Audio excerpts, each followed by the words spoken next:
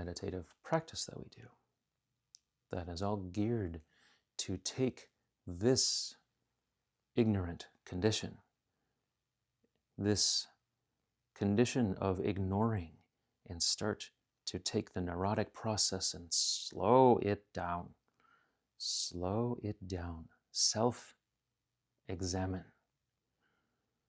so that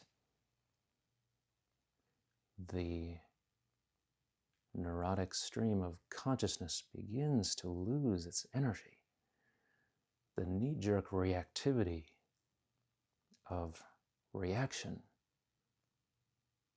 starts to become less. Suddenly there's more space in the mind. We can know ourselves much differently.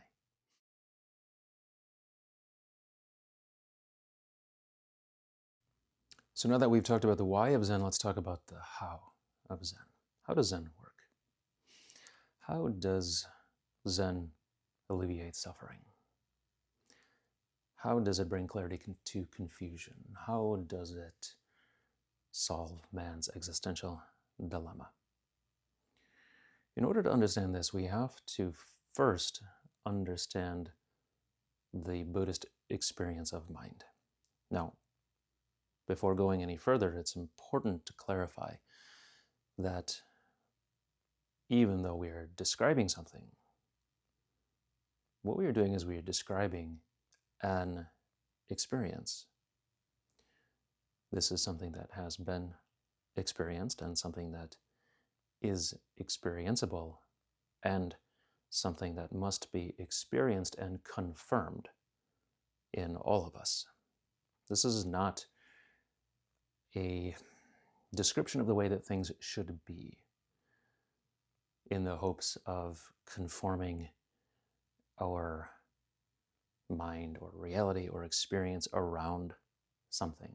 This is exactly the opposite of that. But bearing that in mind, it's still only a description. And whenever you put words to something, it inevitably falls short. Also, why words can never satisfy. Also, why this has to be your experience. You have to confirm this for yourself. So,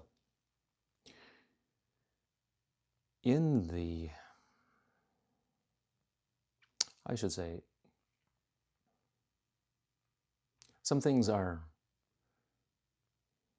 very apparent, very obvious. We have things that arise. We have sight, smell, sound, taste, touch. We have the arising of something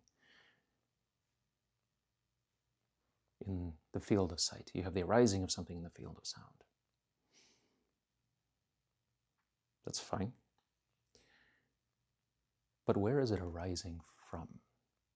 What is it arising in? Your eyes are open and you can see something. There is the arising of sight in the visual field. Your ears work, so you hear something. The arising of phenomena in the visual field. You can smell, you can taste, you can touch. So we know that there are things that arise, and anything that arises falls away. The conditions that caused it no longer exist. They're a moment, and then gone next. But what is it arising in?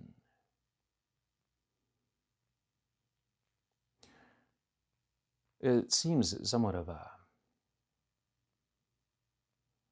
maybe not so consequential statement until you start to look at the nature of thought and emotion. And we would really group those together to be one and the same phenomenon. Because thought and emotion are also arising. They're also something that's coming up. Well, where are they coming from? But one thing that makes thought and emotion different than, for example, sight or smell or sound or taste or touch or the consciousnesses of the sensory fields, is that when your eyes are open, you can see something. And then you close your eyes and you can't. So there is an arising and a falling away, which means that at one moment in time, there were the conditions for sight to occur. And then the next moment, when you closed your eyes, those conditions no longer existed, so it ceased to be. Thought and emotion are a little bit different. They are different in that, of course, they are also still arising. But where? They are still arising.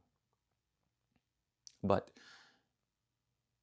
the arising of one thought is the condition for the next. So when your eyes are open, you can see. When they're closed, you can't. A condition was there, and now a condition's not. Well, thought and emotion are somewhat different in that the arising of one thought conditions the arising of the next. So you see that you have this situation where you have a thought, and then a thought, and then a thought, and then a thought.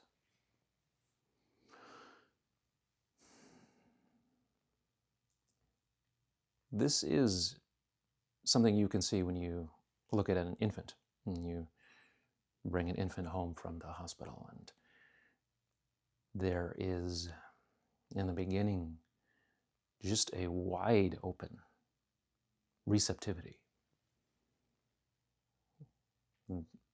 Everything is open and experienced, but there is no sense of real identity there yet. Now, of course, we would never say that the child is karmically pure. They're there due to their own causes and conditions, and so there's not a sense of purity there in the sense that we would normally think of that childhood wonder, but there is less complexity for sure. And then as the child gets a little bit older, what was once just a wide open receptivity starts to become recognition. So what was once a kind of openness becomes an identity or identification process where there is sound, perhaps, the mother's voice. There's a recognition of it. There's a recognition of the other out there. And because there's the recognition of the other, suddenly there must be something here. If there is something out there, then there must be something here. And so we start to see how the identity process works. We start to see how identity is created by the recognition of something outside. And only by, and this is, of course, the relative mind we're talking about. And it is in recognizing something outside of myself that I begin to create me by virtue of that relationship. So, what does this actually look like from our point of view, from a Buddhist point of view? You have the arising of sight, smell, sound, taste, touch. And then you have the arising of thought. Something a little bit extra. A judgment placed upon a sight or a smell or a sound or a taste or a touch. There is the idea of a sound is good the mother's voice, or a sound is bad, loud, unknown. So there's just a little bit more, and that little bit more is a little bit of an identity placed upon things. And why it's an identity is because the arising of one thought conditions the arising of the next. What this means is that a thought arises, and the values and opinions of that thought create the conditions for the values and opinions, judgments, and preferences of the next, which create the values, opinions, judgments, and preferences of the one after. Because they are self-referencing, they turn around each other.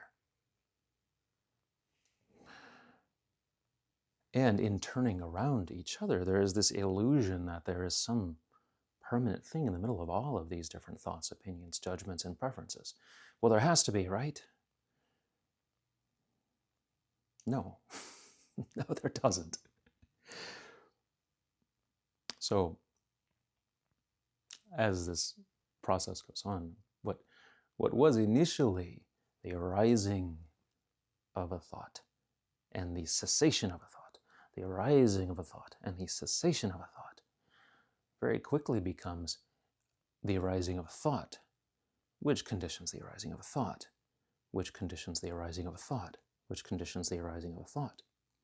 And what was at one point in time arising and falling away, with the appreciation of a basic awareness that the arising and falling away is occurring in, is now arising, arising, arising, arising, arising, arising, and starting to spin so quickly around itself, spinning so quickly around itself in self-identification process, in this assumption that because the thoughts are self-referencing, that they must be centered around a central defining personality, when it is simply the characteristics, qualities, and patterns of the thoughts themselves which are defining what that is. So what started off as a slow process of placing meaning upon and identity upon and building relationship with suddenly speeds up very quickly. And then now we have a ball of neurotic energy spinning around itself. Okay.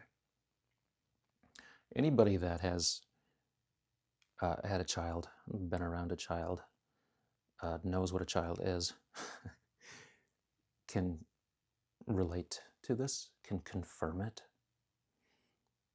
I mean, we can confirm this in ourselves, and it's in its relatability also. So,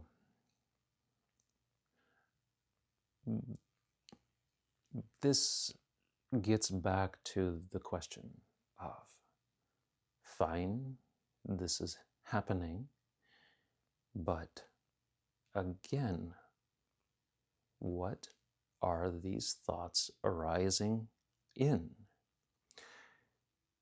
And this is very important, because as this collection of habits, tendencies, patterns, attachment process happens, and it develops such energy and intensity and such quickness to it, there comes a point in time very quickly where there is no longer the recognition of it arising at all.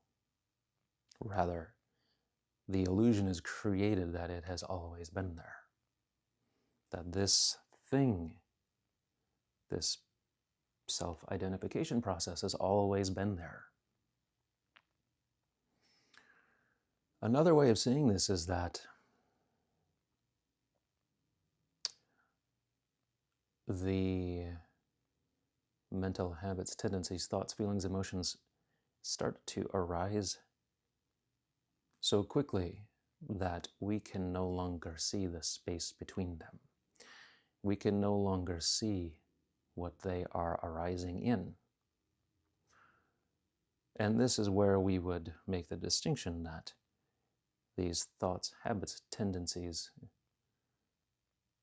the self-reference is what we would call the relative mind. That is a relative truth. Where is it arising? What's that experience? What's the experience of the awareness itself prior to the thoughts, feelings, habits, tendencies, and self-reference? What is that experience? That is what we would call absolute truth. Of course, to even talk about absolute truth, to name it, is a kind of departure from it, but we have to call it something.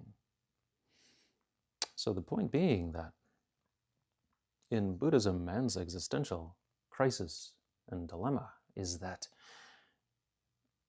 we forget where we come from. It is a case of mistaken identity. We would call it,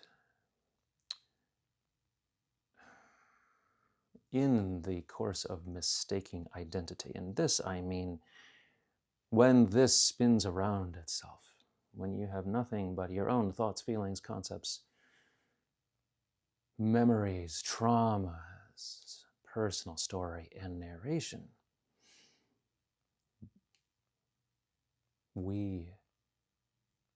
because we cannot see the absolute truth that is arising in, we think that that's all that there is. Suddenly we think that we are those thoughts, feelings, and personal story and personal baggage. That needs to be fiercely guarded and protected and defended and understood, and we spend all of our energy trying to understand ourselves with these thoughts, with these feelings, with these ideologies. We try to understand all of our thoughts, feelings, habits, tendencies with thoughts, feelings, habits, and tendencies. It becomes very self-referential, self-reinforcing, all of which keeps us ever apart from the actual experience of mind itself. Not mind, mind. And we could say the absolute. And we have the relative truth. The relative truth is like, yeah, of course, you're a personality. You have needs, you have wants, you have preferences, you have stories, you have narration, you have all of that. Sure, that's no problem. But that's not real. It's not fundamentally real. It's relatively real. And by relatively real, we would mean contextually dependent. Let's say that arises due to causes and conditions. There's nothing substantial in that. It's changing all the time. That is not the absolute truth, the fundamental, the primordial truth. It's not the experience of that at all. And so to mistake one's self, one's genuine self, for one's thoughts and feelings and narration and story at the exclusion, or to the exclusion, of this actual mind, actual consciousness, is in Buddhism the birth of ignorance. And ignorance here is not a stupid thing. It's not dumb. Ignorance is actively ignoring the deeper truth of conscious mind, the deeper truth of reality itself, even the deeper truth of you. One could say in another way that we have mistaken the content of mind for the mind itself. And this is something that we need to fix, because this is the ultimate source of all confusion and suffering and delusion. Because the maintenance of ego boundary, supposing it to be a real thing in and of itself, is where conflict and perverted intention and, well, all manner of delusion are arising from. Now, one might wonder if the absolute is knowable. One might question that and say, that's not something that is actually experienceable.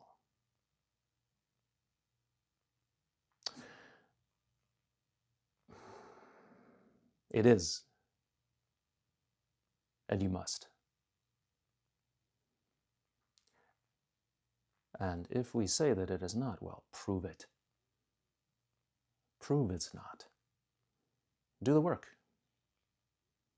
Everybody I hear is saying that that's philosophically not reasonable or not possible. Those are people that have not tried. And that is not good enough. That's not satisfactory. So, what we can say is that the absolute is not knowable from the position of the relative. Yeah. Relative mind can't know absolute. That's the nature of relative mind, but you're not relative mind. So, practice in that way. Figure that out.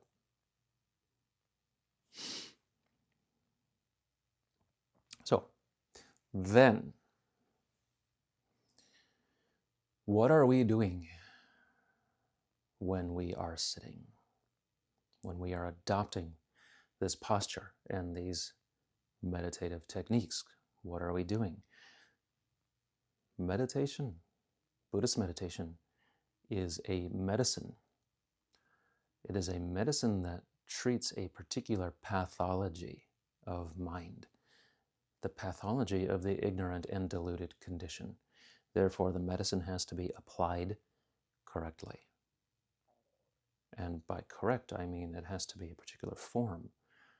There has to be a particular practice. It has to be done with a particular intensity. It has to be done in a specific way, which we'll get to. But what we are doing in this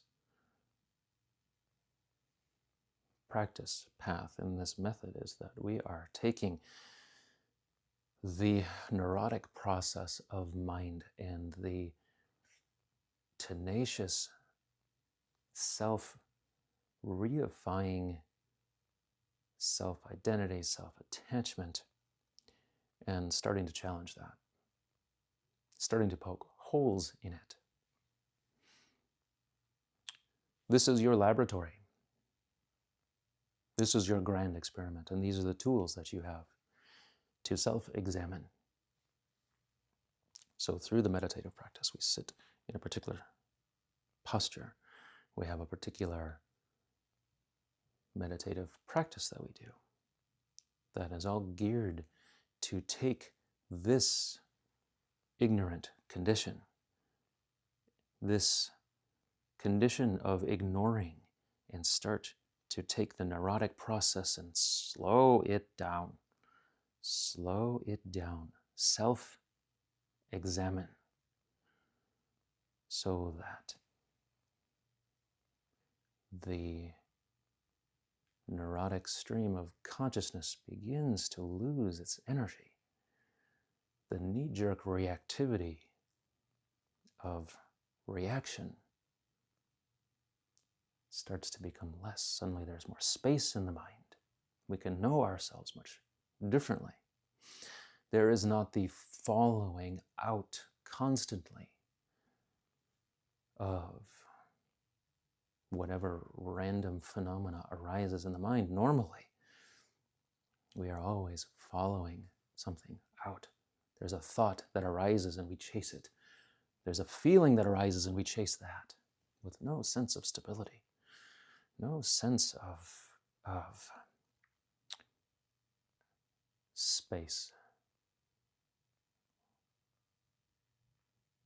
So what this does is that these meditative processes, they take the mental patterns and they start to shift them, poke holes in them, question them. We have these mental habits and tendencies and thoughts spinning around themselves, and you start to, one way of describing it is you start to slow this down. You start to slow this down. And as you do so, well, your attachments to things changes. Your self-understanding changes. You begin to see your own personal patterns in very interesting new ways, but also you may start to apprehend the space between the thoughts. And I don't mean a kind of blank, non-aware space. We might think, yeah, well, for a moment there I wasn't thinking about anything. That's not it. That's not it at all. No, I mean really having space with crystal awareness of it. Like, wow, there was nothing there. What was that? And that's incredibly liberating, because when we see there was nothing there, well, that means that there wasn't any of my story there either. There wasn't any of the things that I tell myself. There wasn't any of the baggage. There wasn't any of the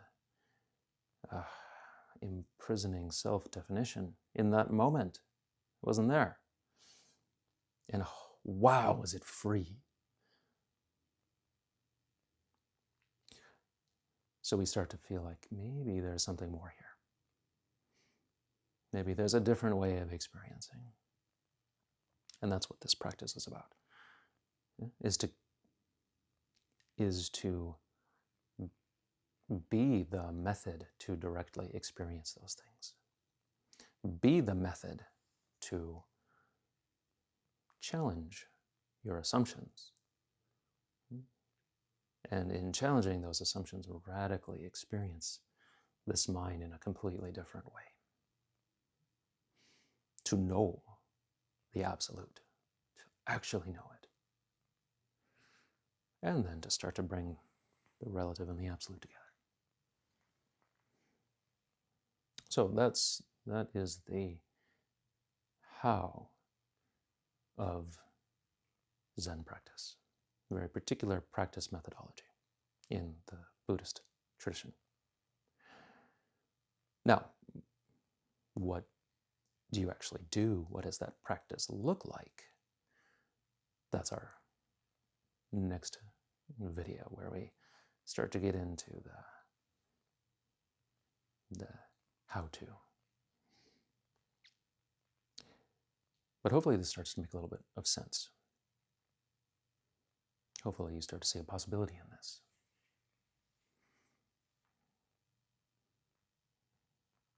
So if you resonate with this, if you would like to explore a little bit more, please like and subscribe. And hopefully this is something that adds benefit to your life.